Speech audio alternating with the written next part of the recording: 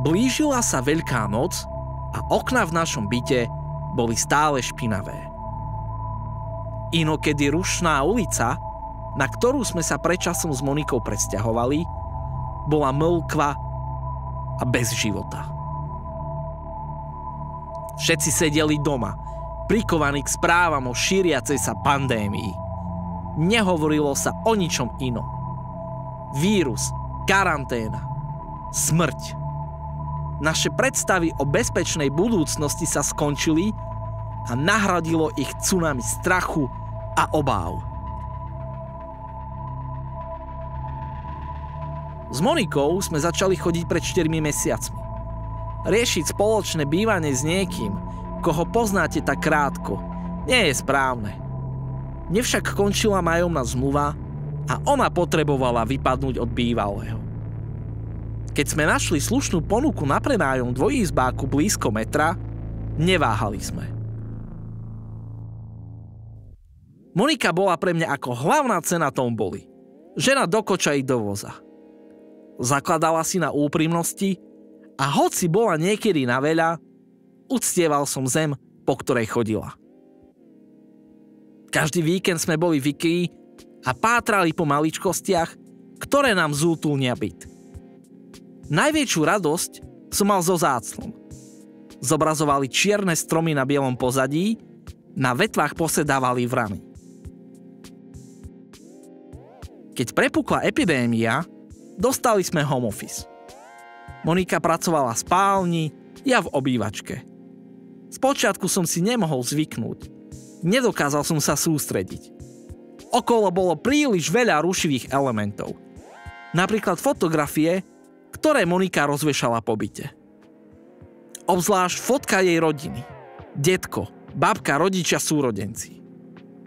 Ale bolo na nej niečo čudné. Monikiny starí rodičia. Nesedeli mi tam ich oči. Boli úplne modré. Svietili ako nejaký vzácny kov či drahý kameň. Pri pohľade na chladnú, modrastú žiaru, ktorá z nich vychádzala, sa mi zovrelo hrdlo. Nevedel som od nej otrhnúť oči. To máme v rodine. V starobe nám všetkým modrajú oči. Vysvetlila Monika s ceriuskou na zápisníku. Do obchodu chodila vždy pripravená, s nákupným zoznamom. A na Veľkú noc nechcela ponechať nič na náhode. Keď mala zoznam hotový, ukázal som jej memečko. Zobrazovalo pristávajúcu vesmírnu loď s komentárom: toto nás čaká v ďalšom mesiaci. Vtipný obrázok jej chvíľu vrtal v hlave. Pohrdavo zdvihla kútiky úst. Nevedel som, či memečko chápe, tak som jej ho vysvetlil. Zdala sa mi akási chladná, iba kývla hlavou a šla si ľahnúť. Rozmýšľal som, či bola vždy taká neprístupná. Alebo sa, hoci bola o 3 roky mladšia, snažila tváriť dospelejšie. Zanechal som chmúrne myšlienky a vybral sa do postele.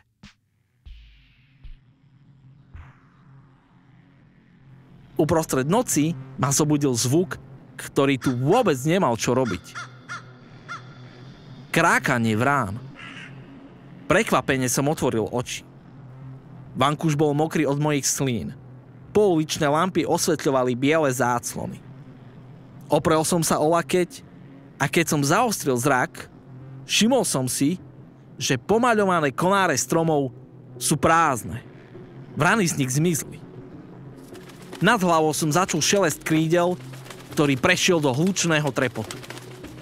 Tučné vrany škriekali a rozúrene ďobali do mojich rúk, ktorými som si s výrazom divokého zúfalstva chránil tvár. Čo vyvádzaš, preboha? Zobudila sa Monika. Vrany boli preč a ja som sa iba neveriacky obzeral okolo seba. Prepáč, asi zlý sen. Poboskal som ju na čelo. V jej rozospatých očiach som si povšimol záblesk modrého svetla. Uľahli sme k spánku, no po zvyšok noci mi mozog pustošila horúčka v podobe temnej vízie príchodu niečoho nevysvetliteľného a znepokojivého, Niečoho, čo sa nás chystalo zotročiť a zdecimovať. Nasledujúce dni boli ako z kopírky. Home office, domášky jedla, katastrofické správy, nové nariadenia, Netflix, dobiedzajúce vrany, domášky jedla, katastrofické správy, nové nariadenia, Netflix, dobiedzajúce vrany, home office, domášky jedla, katastrofické správy, nové nariadenia, Netflix, dobiedzajúce vrany, katastrofické správy, nové nariadenia, katastrofické správy, nové nariadenia.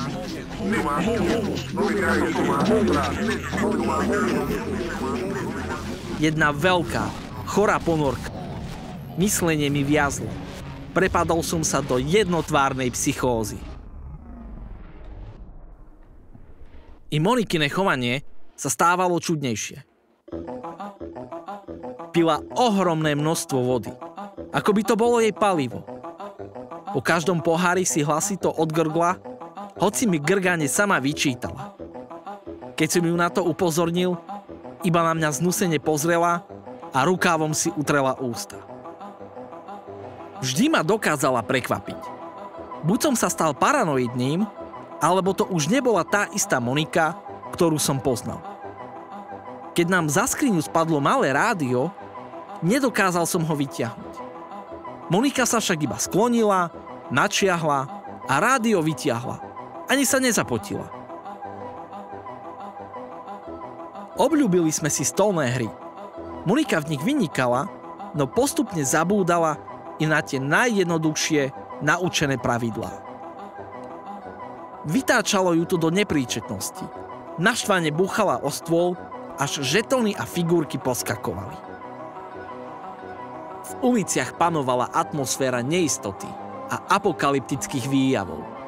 Noviny boli plné úmrtí a prísnych zákazov.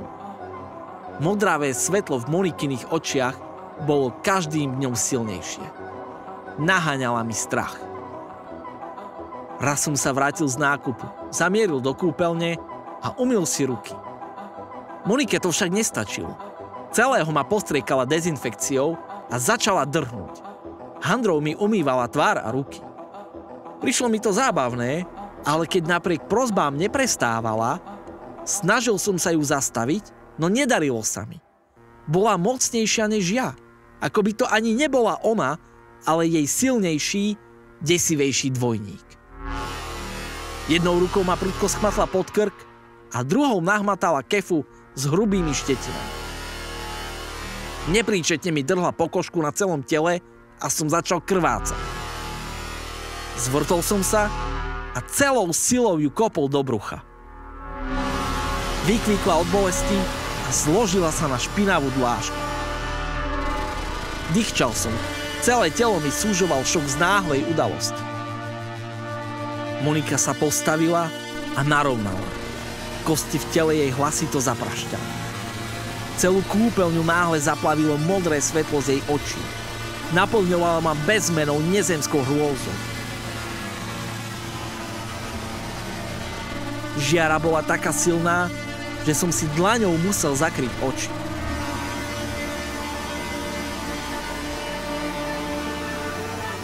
Keď žiara ochabla, Monikine ruky sa premenili na zelené, slizké chápadla s prísavkami. Naťahovali sa ku mne.